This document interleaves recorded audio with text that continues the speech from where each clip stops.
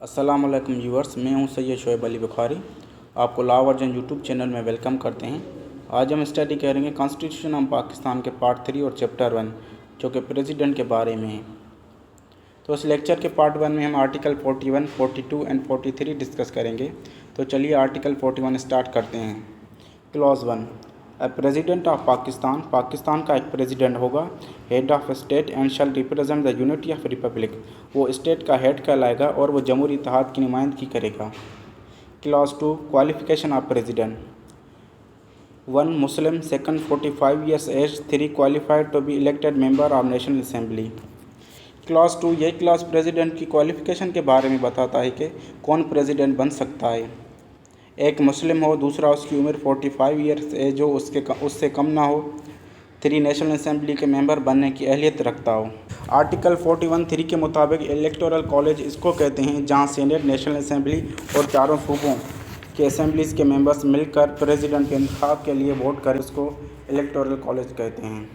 Clause 4, election for the office of president shall not be held before 60 days of its expiration the 5 years term and not 30 days later after expiration of president's tenure.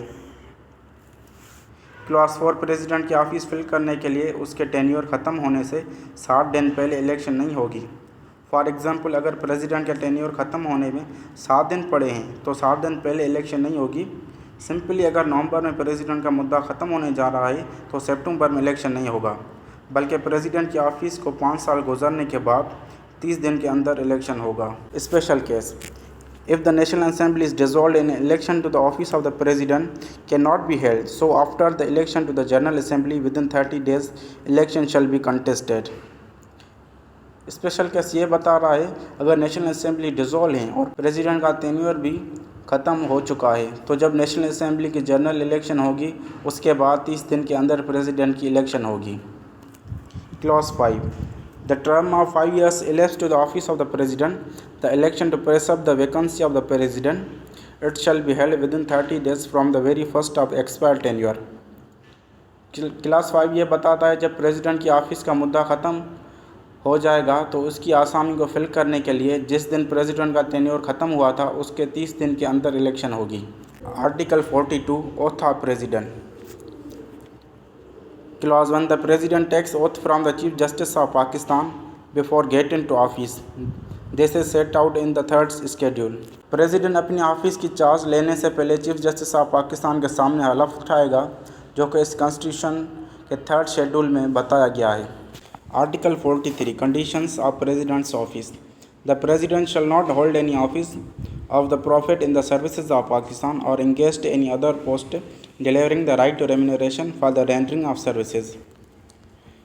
Article 43 का clause 1 कहता है कि president ऐसी कोई मुनाफा बख्श office अपने पास नहीं रखेगा पाकिस्तान के सर्विसेज में रहकर, मतलब वो ख़ुद को मुनाफा देने के लिए पाकिस्तान के सर्विसेज में काम नहीं करेगा और ना ही वो अपने आप को किसी ऐसी पोस्ट में मसरूफ़ रखेगा जिसमें काम करने से उसकी तनख्वाह का हक़ बनता हो।